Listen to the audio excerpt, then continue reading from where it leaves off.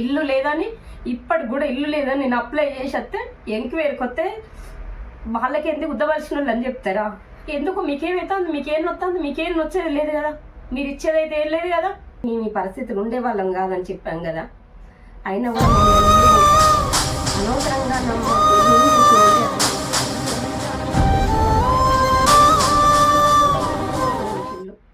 నా ఇంట్లో ఉన్న వస్తువులను ప్రతి ఒక్కటి నా ఇష్టపూర్తిగా. అసలు ఇల్లు ఎంత అంటే ఎన్ని రకాలుగా మోసం చేసిండ్రంటే డబ్బుకు మోసం చేసిండ్రు.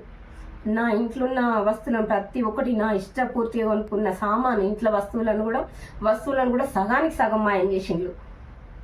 ఇల్లు అమ్మేటప్పుడు సగానికి సగం అమ్మేసిండ్రు మెల్లేమని.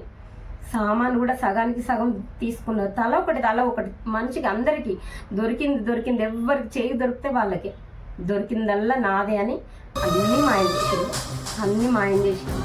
అట్లా నష్టపోయినా, సామానుకు నష్టపోయినా, ఇల్లు అమ్మడంలో సగానికి సగం నష్టపోయినా. ఇల్లు అమ్మినాక అందరికి మేమున్న కాలనీ వాళ్ళకి అందరికి పైసలు కట్టి మళ్ళా పోయినా. ఇల్లు అమ్మినాక అందరికి మేమున్న కాలనీ వాళ్ళకి అందరికి పైసలు కట్టి మళ్ళా 1,50,000 వాళ్ళ మీద ఉంటే, పెద్ద మనుషుల మీద ఉంటే ఆ పైసలు కూడా సామాన్ తీసుకొని పోయేటప్పుడు మేము డబ్బులు ఇస్తామని చెప్పి డబ్బులు కూడా ఇవ్వలే మాకు. డబ్బులు నష్టపోయినా, ఇల్లు అమ్మకంలో సగానికి సగం నష్టపోయినా, సామాన్లో నష్టపోయినా, పైసలు ఇచ్చే దాంట్లో కూడా నష్టపోయినా, సగానికి సగం అట్లా కూడా నష్టపోయినా. అన్ని రకాలుగా మమ్మల్ని మోసం చేసి, మమ్మల్ని అర్జేసి ఈ పరిస్థితి తీసుకొచ్చి, అయినా కూడా మేము బాధపడలేదు.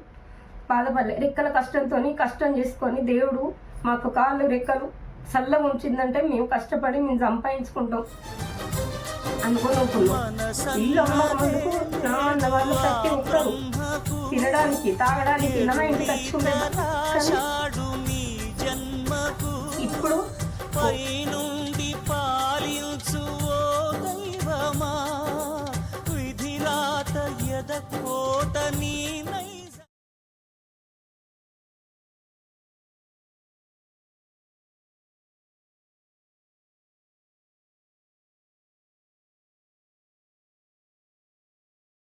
ఒక్కరు కూడా మేము వచ్చి 3 సంవత్సరాలు ఒక్కరు కూడా మాకు ఫోన్ చేయరు, మేము వాళ్ళకు చెయ్యం. మాకు ఇల్లు సొమ్ము, మాకు ఇల్లు బంగారం అంత ఉన్నప్పుడు అందరూ నా వాళ్ళే అని నేను పెట్టినా. కానీ ఇప్పుడు నా వాళ్ళు లేరు, మంది వాళ్ళు లేరు, ఎవ్వరూ లేరు. నా వాళ్ళు మోసం చేసిండు, నా పేరు తరపున మోసం చేసిండు.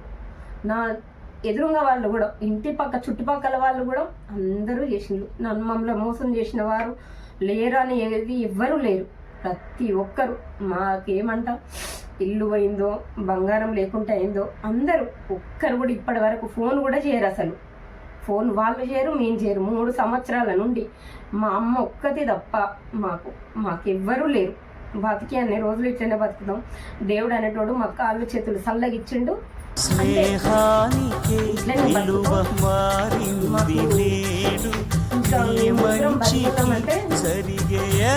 చచ్చిపోదాం అనుకున్నాం.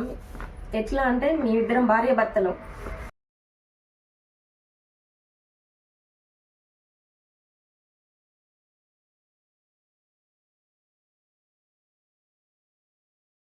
అక్కడి నుండి వచ్చినాక హైదరాబాద్కి వచ్చినాక మాకు పని ఇవ్వలేదు. పని చేసుకొని బతుకుదామంటే పని కూడా ఇవ్వలేదు.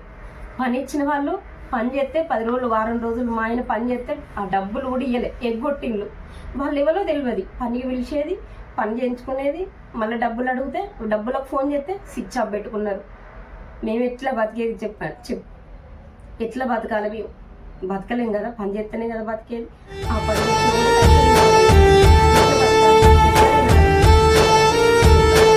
అలాంటి పరిస్థితిలో బయటపడ్డాం. అలాంటి బతికినాం.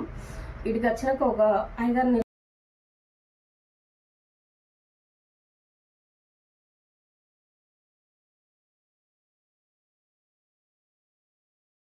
నెలలు అలా బతికినాక దేవుడి దయ వల్ల, అమ్మవారి దయ వల్ల ఇక్కడ పని దొరికింది. ఏదో కాలు రెక్కలతో పని చేసుకుంటాను మళ్ళీ.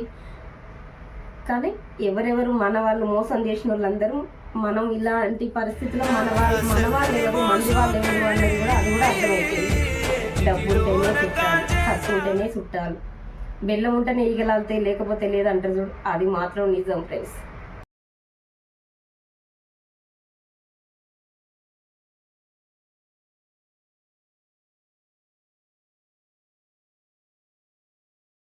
కూడా నేను మర్చిపోయినా, కట్టు బట్టలు కూడా బీరువా తీసి కట్టు బట్టలు కూడా, చీరలు కూడా గిరాకీ మిషన్ కుట్టేది కదా, గిరాకీ బట్టలు కూడా, చీరలు, లంగాలు, నైటీలు, ప్రతి ఒక్కటి మిషన్ కుట్టేటి మిషన్ల కత్తెరలు కూడా ప్రతి ఒక్కటి తీసుకున్నారు. ఎవరి కష్టం అని తీసుకుంటారు?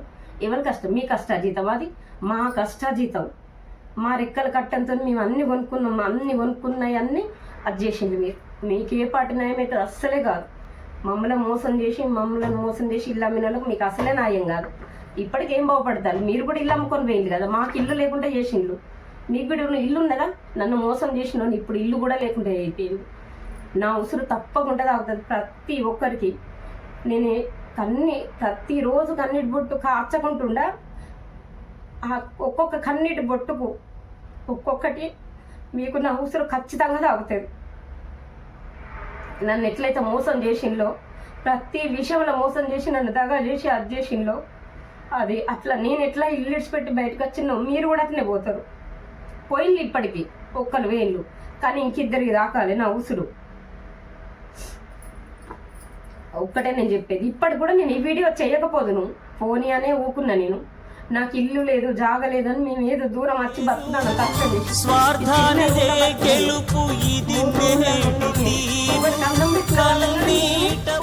ఒక్కనాడు తినలే.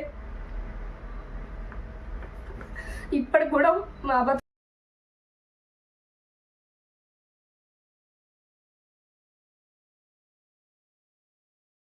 మేమే బతుకుతాం చిన్న రూమ్లో, ఎట్లా బతుకుతాను. కానీ ఇల్లు లేదని, ఇప్పటికి కూడా ఇల్లు లేదని నేను అప్లై చేసి వస్తే ఎంక్వైరీకి వస్తే వాళ్ళకి ఎందుకు ఉద్దవలసిన వాళ్ళు అని చెప్తారా? ఎందుకు? మీకేమవుతుంది? మీకేం వస్తుంది? మీకేం వచ్చేది లేదు కదా, మీరు ఇచ్చేది అయితే ఏం లేదు కదా. గవర్నమెంట్ తరఫునే వస్తుంది నాకు ఇల్లు లేదని. ఎంక్వైరీకి వస్తే వాళ్ళకు లేదా? ఏం లేదు వాళ్ళకు, వాళ్ళు గుద్దవలసిన వాళ్ళు అని చెప్తారా? దేనికి? మీకెందుకు అంత కళ్ళ మంటతనం? మీకు అన్నం పెట్టినందుక? మీకు ఇల్లు లేదని ఇంట్లో ఆశ్రయం ఇచ్చినందుక? మా మీద ఈ పగ తెచ్చుకున్నాడు దేనికి అసలు? మీకు ఇంకా మా మీద మేము ఇంట్లోకి వెళ్ళి బయటికి వెళ్ళినా ఇల్లు అమ్మినా కూడా ఇంకా మా మీద పోలేదా మీకు మంట? దేనికి మంట? అన్నం పెట్టినందుక? అన్నం పెట్టిన వాళ్ళకి సున్నం పెడతారా మీరు? ఇది ఎక్కడ అసలు? మా చేత దీన్ని మాకైతే అన్యాయం చేసిన వాళ్ళు అస్సలు బాగుపడరు. మా ఉసురు అయితే ఖచ్చితంగా తాకుతుంది. ఒక్కొక్కరు మా ఉసురు తాక్కుంటా ఖచ్చితంగా పోతారు. మేము ఎట్లా ఇల్లు వచ్చినామో, ఇల్లు అమ్ముకొని వచ్చినామో మీరు కూడా అట్లనే పోతారు. కానీ ఆ రోజు అంటే వస్తుంది, వెనుక ముందు అంతే. మాకు ముందు వచ్చింది, తర్వాత ఒక్కరికి వచ్చింది. ఇప్పుడు వాడు కూడా ఇల్లు ఎడిచిపెట్టిపోయాడు. మేము ఎట్లా వచ్చినామో వాడు కూడా ఇల్లు ఎడిచిపెట్టిపోయాడు. వాడు అనద్దు, కానీ నాకు కడుపు మసిలి అట్లా అంటాను, అనకపోదును. ఇప్పటికి కూడా ఎంక్వైరీకి వస్తే మాట్లాడింది కాబట్టి ఈ మాట మాట్లాడతాను, ఈ వీడియో తీస్తాను. నా వీడియోలు మీరు కూడా చూస్తాలనే ఈ వీడియో పెట్టవలసి వస్తుంది అంతే. కానీ మేము ఒకనాడు మాకు వస్తుంది మంచి రోజులు, రావని కాదు, టైం పడుతుంది. ఆ టైం పడ్డప్పుడు మంచి రోజులు వచ్చినప్పుడు మేము కూడా మీకు సమాధానం చెప్తాం. మా చుట్టాలు కూడా మా ఫోన్ నెంబర్ ఇవ్వలేదు, ఎవరికి టచ్లో లేము మేము. ఎందుకంటే మేము ఇట్లా బతుకుతాను, మంచిగా బతికినాక వాళ్ళకు తలెత్తుకొని చూపెట్టాలి అని ఈ బతుకుతాను. ఇంతవరకు ఎవరు తెలియకుండా ఇక్కడ బతుకుతాను, కానీ వేరే ఉద్దేశంతో మాత్రం కాదు. ఈ వీడియో మీరు చూస్తారనే, మీకోసమనే ఈ వీడియో తీస్తాను.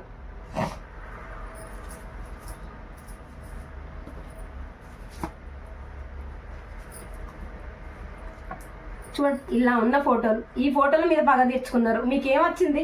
ఇట్లున్న ఫోటోలు ఇట్లా పలగొడితే ఏమన్నా నచ్చిందా మీకు? దేనికి? ఎందుకు పలగొట్టిల్లు? దేనికి వాళ్ళ పలగొట్టవలసి వచ్చింది? దీని మీద తెచ్చుకుంటే పగ తీరిపోయిందా? మా మీద ఏ పగ లేదు. ఉన్నన్ని రోజులు 17 సంవత్సరాలు కలిసిమెలిసి ఒక్కింట్లోనే, నా ఇంట్లోనే తిని నా ఇంట్లోనే వండుకుంటూ ఉండేటోళ్ళు. ఇంత కోపం ఎందుకు వచ్చింది మీకు? ఇంత మంట ఎందుకు వచ్చింది? మేము మంచిగా బతుకుతేనే కదా ఓర్వలేకపోయింది. మేము తినే దాంట్లో బుక్కెడు ఏది కొనుకొచ్చుకున్నా కూడా మేము తినే దాంట్లో మీకు ఇంత ఇచ్చినాం. అదేనా మేము చేసిన తప్పు? అదే కదా.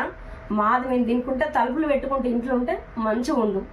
మేము తినే దాంట్లో మీకింత మేము పెట్టుడు తప్పు, మేము చేసిన తప్పు అది. అంతే కదా. మీరు మాకు ఇట్లా ఈ రకంగా రుణం తీసుకున్నారు. మా రుణం అనేది ఎట్లా చూసుకోవాలని ఈ రకంగానైతే తీర్చుకున్నారు మీరు. మీకు ఇప్పుడు నిమ్మలమైందా?